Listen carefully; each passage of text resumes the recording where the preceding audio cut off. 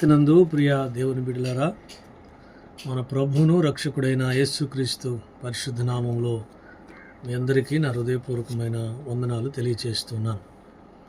ఈ ఉదయకాలము దేవుని వాక్యాన్ని మనం ధ్యానం చేసుకుందాం. మత్తయి సువార్త 5వ అధ్యాయం 43వ వచనం నుండి 48వ వచనం వరకు చదువుకుందాం. నీ పొరుగువాన్ని ప్రేమించి మీ శత్రువును ద్వేషించుమని చెప్పబడిన మాట మీరు విన్నారు కదా.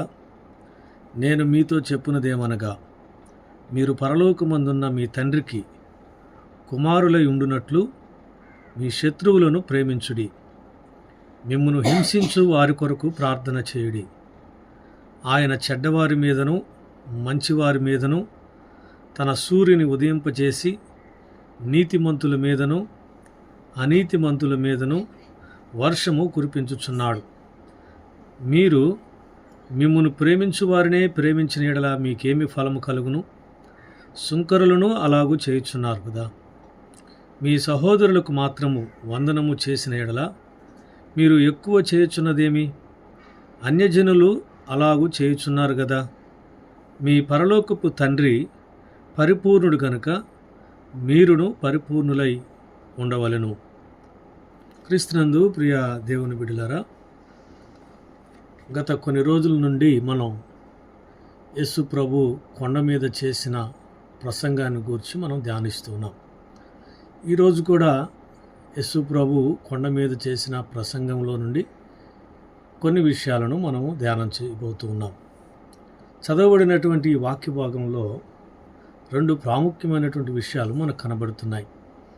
మీ శత్రువులను ప్రేమించుడి, మిమ్మును హింసించు వారి కొరకు ప్రార్థన చేయుడి. ప్రియ దేవుని బిడ్డలారా, శత్రువులను ప్రేమించటం అనేది చాలా కష్టం. అంత తేలికైన విషయమేమీ కాదు. శత్రువును ప్రేమించేంత గొప్ప మనసు నాకు లేదని వెంటనే మనం చెప్పేస్తాం. శత్రువుకు ముఖం చూపడానికి కూడా ఇష్టపడం. శత్రువు ఉన్న చోటికి లేదా శత్రువు ఉన్న చోటులో ఉండడానికి కూడా ఇష్టపడం. శత్రువును ద్వేషిస్తామే కానీ ప్రేమించాం. అయితే యేసు ప్రభు శత్రువుని ప్రేమించమని తెలియచేస్తున్నాడు. పాత నిబంధనలో మరి ఈ మాటను మనము చూసినట్లయితే, ఎందుకు యేసు ప్రభు ఈ విషయాన్ని గురించి వారితో మాట్లాడుచున్నాడు అని మనం గమనించినప్పుడు, ఈ మత్తయి సువార్త 5వ అధ్యాయము 43వ వచనాన్ని ఒకసారి చదువుదాం. నీ పొరుగువాన్ని ప్రేమించి నీ శత్రువును ద్వేషించుమని చెప్పబడిన మాట మీరు విన్నారు కదా అని ఒక ప్రశ్న వారికి తెలియచేస్తూ, ఆ తర్వాత ప్రభు అన్నమాట మీ శత్రువును ప్రేమించండి అని చెప్పాడు. పాత నిబంధనలో సొంత వారి బద్ధ శత్రువులుగా ఉన్నారు. అమోనీయులు, మోయాబీలు, వీరు లోతు సంతానం. అబ్రహాము సంతానానికి వీరు బద్ధ శత్రువులు. ద్వితీయోపదేశకాండం 23వ అధ్యాయము 3 నుండి 6 వచనాలు చదివితే ఈ విషయం మనకు అర్థమవుతుంది. 4వ వచనంలో ఏలయనగా, మీరు ఐగుప్తులో నుండి వచ్చుచుండగా వారు అనగా అమ్మోనీయులు, మోయాబీలు అన్నపానములు తీసుకొని మిమ్మును ఎదుర్కొనక నిన్ను శపించుటకు బహుమానమిచ్చి నదుల యారాములోని అంటే మెస్పతోమియా పేతూరు నుండి నీకు విరోధముగా బేయేరు కుమారుడైన బిలామును పిలిపించారట. అయితే నీ దేవుడైన యెహోవా నిన్ను ప్రేమించును గనుక నీ దేవుడైన యెహోవా నీ నిమిత్తము ఆ శాపమును ఆశీర్వాదకరముగా మార్చెను. 6వ వచనంలో ఆ ప్రజలతో అంటాడు, నీ దినములన్నిట ఎన్నడను వారి క్షేమమునైనను మేలునైనను విచారింపకూడదు అనే మాట ప్రభు అక్కడ మాట్లాడినట్లుగా చూస్తాం. సొంత అన్నదమ్ముల కుటుంబాలలోనే శత్రుత్వాన్ని కలిగి ఉన్నారు. దేవుడు ఇశ్రాయేలీయులతో లేదా అబ్రహాము సంతానంతో ఆ అమ్మోనీయులను గూర్చి, ఆ మోయాబీలను గూర్చి మీరు ఎన్నడే గాని వారి క్షేమమునైనను మేలునైనను తెలుసుకోవడానికి అసలు ప్రయత్నమే చేయవద్దు అని తెలియచేస్తున్నాడు. ఇశ్రాయేలీయులు అబ్రహాము సంతానం నశించిపోవాలని, వారు శాపగ్రస్తులుగా ఉండాలని, మరి బిలామును ప్రవక్తకు బహుమానమిచ్చి వారిని ఇశ్రాయేలు ప్రజలను శపిస్తాడు అతను. అయితే దేవుడు ఆ శాపమును ఆశీర్వాదకరంగా అబ్రహాం సంతానానికి ఆశీర్వాదముగా మార్చినాడు దేవుడు.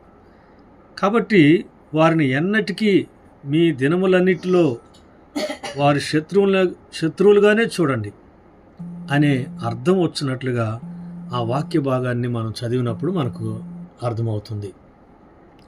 అయితే యేసు ప్రభు మీ శత్రువులను ప్రేమించుడి అని అంటున్నాడు. అక్కడేమో నీ దినములన్నిటి ఎన్నడూను వారి క్షేమమునైనను మేలునైనను విచారింపకూడదని అక్కడ యెహోవా దేవుడు మాట్లాడితే, మరి యేసు ప్రభు అయితే ఏమంటాడంటే మీ శత్రువుని ప్రేమించండి అని అంటున్నాడు.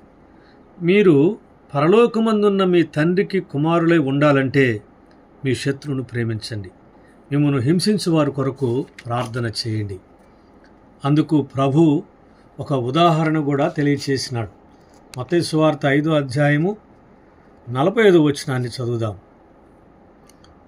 ఆయన చెడ్డవారి మీదను మంచివారి మీదను తన సూర్యుని ఉదయింపచేసి నీతిమంతుల మీదను అనీతిమంతుల మీదను వర్షము కురిపించుచున్నాడు. దేవుడు చెడ్డవాడి మీదను మంచివారి మీదను నీతిమంతుల మీదను అనీతిమంతుల మీదను తన సూర్యుని ఉదయింపచేస్తున్నాడు, వర్షాన్ని కురిపిస్తూ ఉన్నాడు. దేవుడు చెడ్డవారిని శత్రువుగా చూడలేదు, అనీతిమంతుల్ని శత్రువుగా చూడలేదు. మరి మనం ఈ పరలోకపు తండ్రి కుమారులమైతే మనం శత్రువుని ప్రేమించాలి. దేవుణ్ణి ఎరుగని వారైతే శత్రువును శత్రువుగానే చూస్తారు. మనము దేవుణ్ణి ఎరిగిన వారము, మనము పరలోకపు తండ్రి కుమారులం గనుక శత్రువును సహితం మనము ప్రేమింపబద్ధులమై ఉన్నాం. మనకు సాటి మనుషులలో శత్రువులు ఉన్నారంటే, నీవు కొందరిని శత్రువులుగా భావిస్తూ ఉంటే ప్రభు అంటున్నాడు, నీవు అన్యుడివే, దేవుని కుమారుడువు కాలేవు, దేవుని కుమార్తెవు కావు అని యేసు ప్రభు ఆ కొండ మీద ప్రసంగంలో ఈ విషయాలు వారికి తెలియజేసినాడు. అవును ప్రియ దేవుని బిడ్డలారా, మనము దేవుని ఎరిగిన వారము, ప్రభువును ఎరిగినటువంటి వారము, మనము శత్రువును కూడా ప్రేమించాలని ప్రభు తెలియచేస్తున్నాడు.